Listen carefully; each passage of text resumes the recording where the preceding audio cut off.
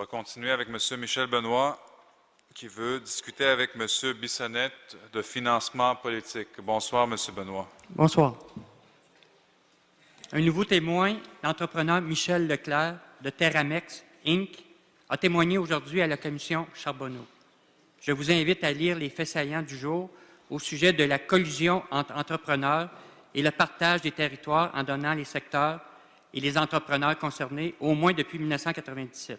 Depuis, il a confirmé qu'il a fait de la sous-traitance pour Nicolo Miliotto, qui exigeait de recevoir 3 % de la valeur des sous-contrats pour le politique. Au cours des derniers jours, j'ai examiné le rapport financier 2009 du parti Équipe Tremblay Union Montréal. 1419 Montréalais ont versé une contribution politique de 100 $ et plus. Ça représente que 75 donateurs pour chacun des 19 arrondissements. Je dépose la liste des donateurs de 100 $ et plus.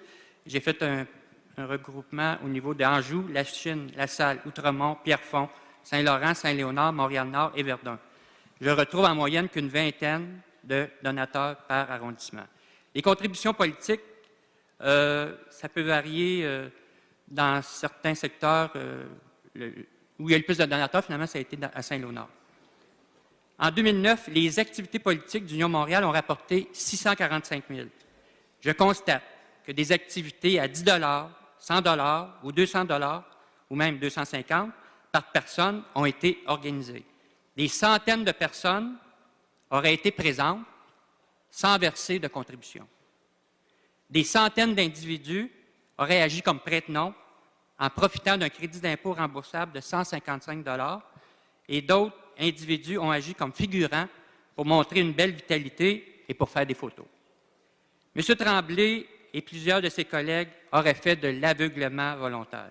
Donc, la question... En 2009, l'administration Tremblay se serait fait réélire en enfreignant la loi sur le financement politique avec une double comptabilité et en utilisant de l'argent provenant d'entrepreneurs. La question, M. Benoît, allez-y. Oui. M. Bissonnette, selon le rapport financier du Nord-Montréal, vous n'avez pas versé de contribution politique en 2009.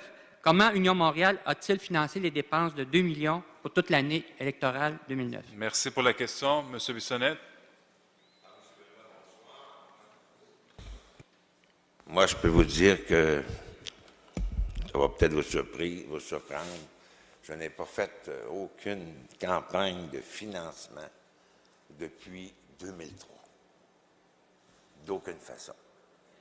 Alors, je ne peux pas répondre à votre question. Et moi, en tant qu'ex-député, président de l'Assemblée nationale de 2003 à 2008, je n'ai fait aucune campagne. Je n'ai jamais sollicité quelqu'un dans ma fonction de président de l'Assemblée nationale parce que j'avais un droit de réserve, un droit d'impartialité totale. Et c'est ce que j'ai toujours observé à la pleine limite. Et au niveau municipal, les seules choses que je fais à chaque année depuis que je suis membre de ce conseil, c'est de verser une cotisation personnelle à ma formation politique. Donc, je ne suis pas la personne qui pourrait répondre à votre question. Merci. M. Donc, Benoît, une réponse qui touche les 64 élus. Question complémentaire, Oui. allez-y. Le grand argentier du parti, Bernard Trépanier, surnommé M. 3 %, habite à 5 minutes de chez vous, sur la rue Jarry, dans Saint-Léonard. Vous le connaissez sûrement depuis longtemps.